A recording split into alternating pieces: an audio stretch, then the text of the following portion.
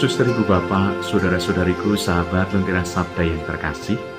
Hari ini hari Kamis tanggal 25 April 2024. Bersama dengan Gereja Semesta kita merayakan Pesta Santo Markus Pengarang Injil.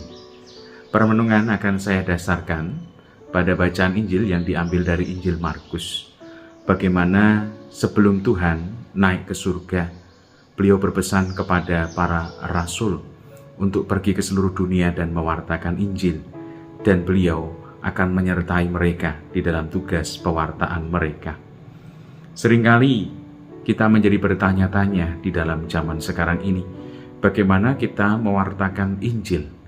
Apakah aku harus pergi dari rumah ke rumah dengan membawa kitab suci maupun juga membacakan kitab suci? Tentu nanti akan menjadi sebuah problematika tersendiri ketika kita melakukan itu. Saya ingin mengajak kepada kita sekalian untuk melihat arti dari Injil itu sendiri.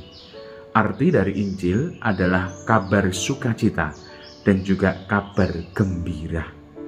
Apa yang menjadi kabar sukacita dan kabar gembira atau Injil bagi kita sebagai pengikut Tuhan? Tidak lain dan juga tidak bukan adalah Tuhan Yesus sendiri. Allah yang menjadi manusia mau tinggal dengan kita dan akhirnya rela wafat dan bangkit untuk menebus dosa kita. Jadi satu hal yang menjadi kegembiraan kita, bahwa kita itu adalah pribadi-pribadi yang tertebus. Mewartakan Injil berarti mewartakan kabar sukacita itu. Contohnya, kalau kita mau melihat di dalam pengalaman hidup kita, bagaimana aku merasa diri sebagai pribadi yang tertebus. Bukankah aku merasakan kegembiraan yang luar biasa? Bukankah aku bersuka cita? Coba bayangkan, kalau setiap waktu dan setiap hari kita bersuka cita, kita bergembira, itu sudah merupakan kabar gembira dan sukacita bagi orang di sekitar kita. Bukankah demikian? Ketika di tengah-tengah keluarga ada kegembiraan, ada sukacita. Ketika di tengah-tengah lingkungan keberadaan kita membawa sukacita, keberadaan kita membawa kegembiraan. Bukankah kita sudah mewartakan Injil? Orang pasti akan bertanya-tanya, sumber dari kegembiraan dan sukacita kita itu apa? Tidak lain dan juga tidak bukan karena aku memiliki Tuhan. Tuhan yang begitu mencintai aku. Oleh karena itu, mari kita semakin sebarkan kabar sukacita itu.